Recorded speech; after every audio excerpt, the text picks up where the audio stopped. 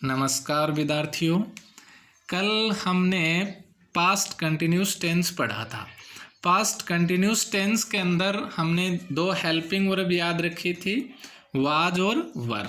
Was का use अपना singular number subject के साथ में और वर का यूज प्लूरल नंबर सब्जेक्ट के साथ में, और मेन वर्ब की इसमें फर्स्ट फॉर्म प्लस आईएनजी। ये दो बातें हमें याद रखनी थी।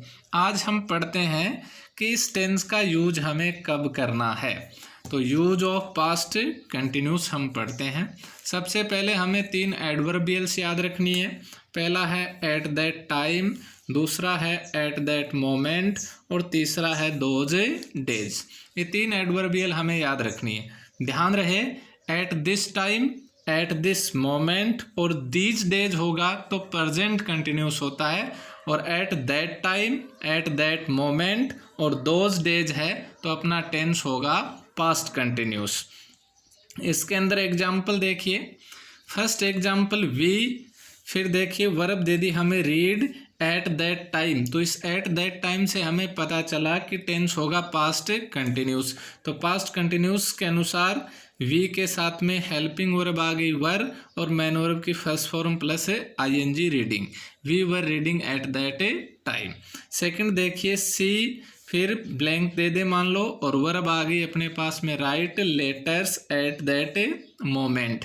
तो एट दैट मोमेंट के अकॉर्डिंग टेंस हो गया पास्ट कंटिन्यूस। तो पास्ट कंटिन्यूस में सी के साथ में हेल्पिंग वर्ब वॉज और राइट की first form plus ING writing.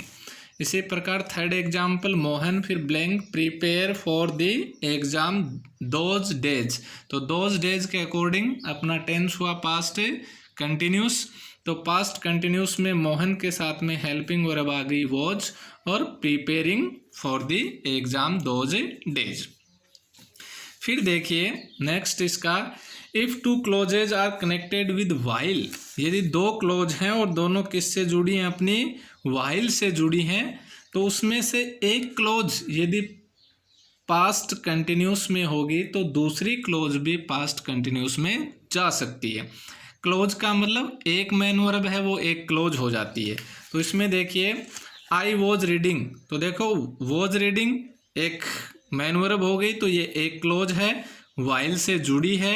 Second के अंदर हमें वर्ब दे दी मान लो राइट, तो ये दो क्लोज हैं, यानी दोनों क्लोज जुड़ी किससे, वाइल से जुड़ी है। एक पास्ट कंटिन्यूस में तो दूसरी भी किस में आएगी, पास्ट कंटिन्यूस में आएगी। तो he was writing letters. Second example she, फिर ब्लैंक सिंग एक वर्ब दे दी और दूसरी अपनी यहाँ पर वॉज प्लेइंग दे दी। तो ये हो गई दो क्लोज, और दोनों क्लोज कनेक्ट किससे हो गई, अपनी वाइल से कनेक्ट हो गई। अब एक किस में है, वॉज प्लेइंग, एक किस में आ गई, पास्ट कंटिन्यूस में, तो दूसरी भी किस में जा सकती है, पास्ट कंटिन्यूस में जा सकती है। तो she was singing a song, ये भी पास्ट कंटिन्यूस हुआ। इसी प्रकार देखिए if two clauses are connected with when या as.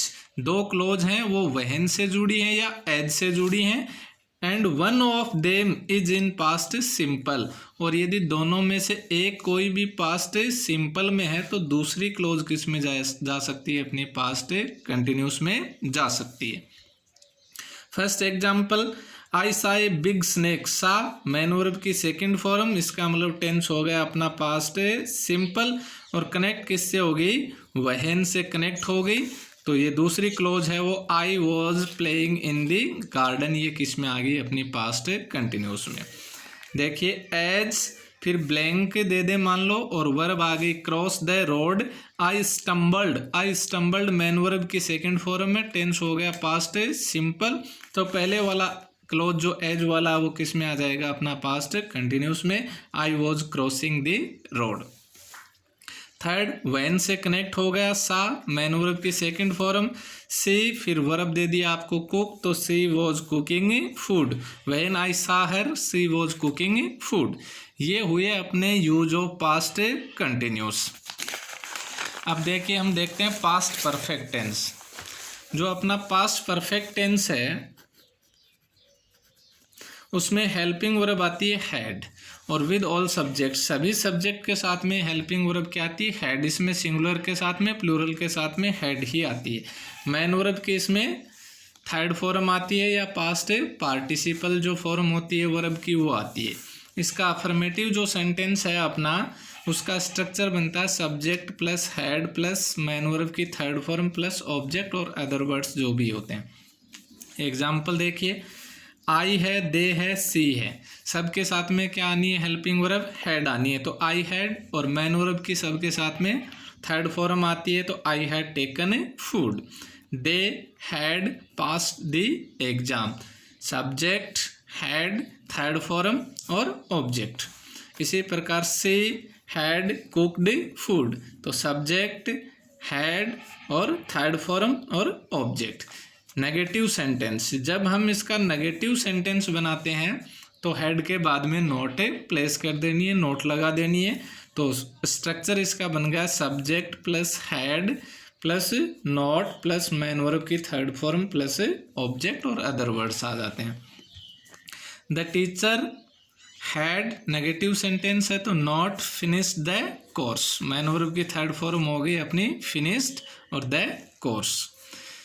Second example, she helping verb आ गई हैड, नेगेटिव सेंटेंस बनाना नॉट टेकन टी, तो ये हुआ अपना नेगेटिव सेंटेंस, यानी सब्जेक्ट, सब्जेक्ट के बाद हैड, हैड के बाद नॉट और नॉट के बाद मैन वर्ब की थर्ड फॉर्म।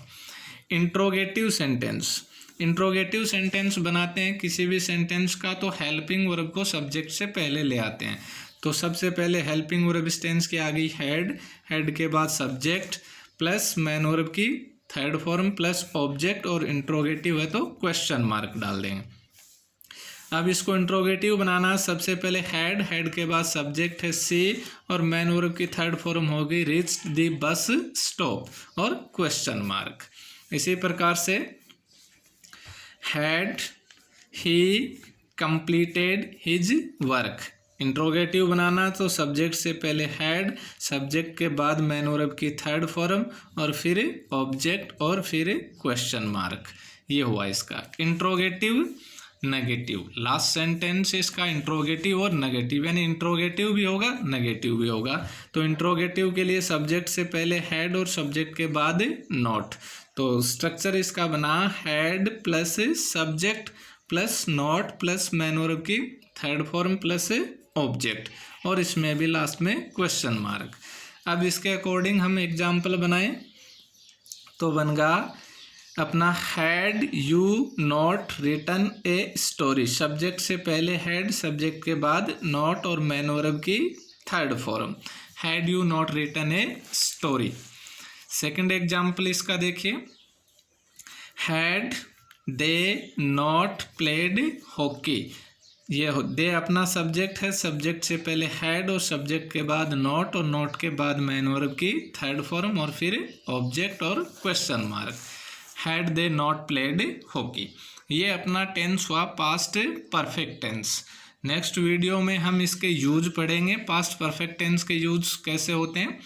कल फर्स्ट के अंदर हमने क्या किया था, एक एक्सरसाइज की थी, उसके आंसर्स बताए थे। उन आंसर्स में यदि आपको कहीं कोई दिक्कत है तो आप पूछ सकते हैं उनको दोबारा। धन्यवाद।